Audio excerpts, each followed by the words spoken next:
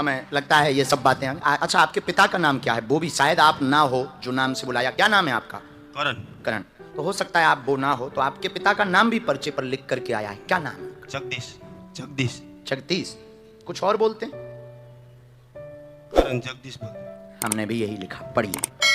आपके घर में उपद्रव मचा, धन की पीड़ा, पेट पीड़ा, भजन करना चाहते, मन अशांत है। आपके पिता का नाम जगदीश है। मयंक के कहने पर आप आए हुए हैं। भक्ति प्राप्त हो जाएगी, कृपा होगी, आशीर्वाद है।